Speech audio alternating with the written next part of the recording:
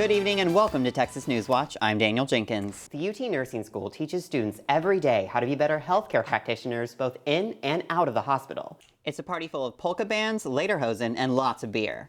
You get in your car, turn off your phone, and rely on voice controls. I'm Daniel Jenkins with more on a new study that shows the new technology might not be as safe as you think. Now, these games often have functions for players to report bad behavior online, but developers say there's only so much they can do to prevent cyberbullying from happening. Stuttering is a problem most people never have to worry about, but for some, it's a serious disability.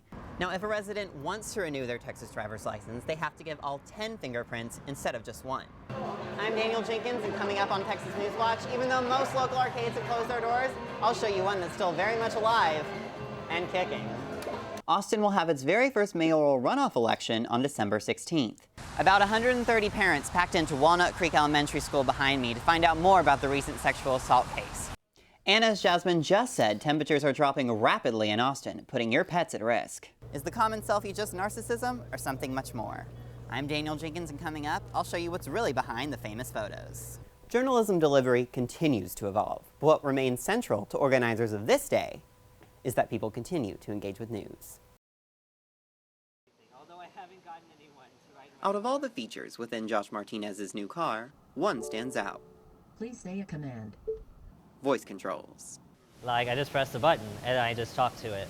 I don't have to look at my phone. I don't have to do anything else, really. Martinez says these new features are very helpful, but recent studies from the University of Utah claim they might end up being new distractions on the road.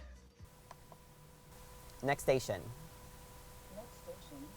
Now here's how one of the studies works. They put drivers in vehicles with voice controls like this one, had them do simple tasks like change the radio, while keeping both hands firmly on the wheel. They then graded how distracting those devices were to drivers. A lot of that is because you're not paying attention to the sights and sounds around you, and so you are more likely able to be involved in a crash. TxDOT says distracted driving causes 1 out of every 5 crashes, which in the last year has resulted in 95,000 crashes and about 460 deaths. The more you can do with your phone, the more chances you'll get to be distracted while you're in your car and you're using your phone at the same time. So it's a double-edged sword, kinda. As drivers like Martinez prepare for the hands-free policy to begin in early 2015, they hope the devices they use will be prepared for the roads as well. Daniel Jenkins, Texas News Watch. Okay.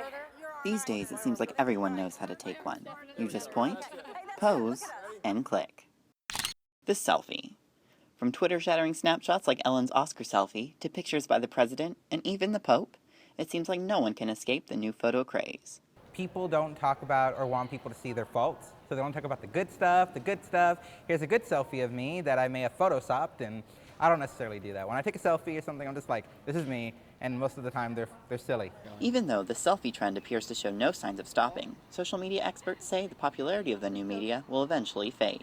That you reach a point of saturation and then it just becomes something that's like furniture on the internet. You don't even notice it anymore because everybody's done it.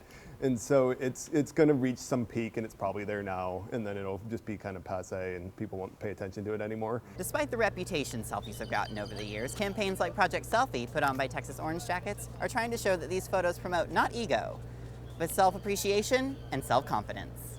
In order to take care of yourself in those ways, you have to believe that you deserve to take care of yourself. And that comes from loving yourself. And that's kind of why we ask people to proclaim that they're awesome and that they're great, for whatever reason it is, for those few minutes through those photos. While the actual purpose and future of the selfie remains fuzzy, the current state of the photos look just as crystal clear as the people taking them.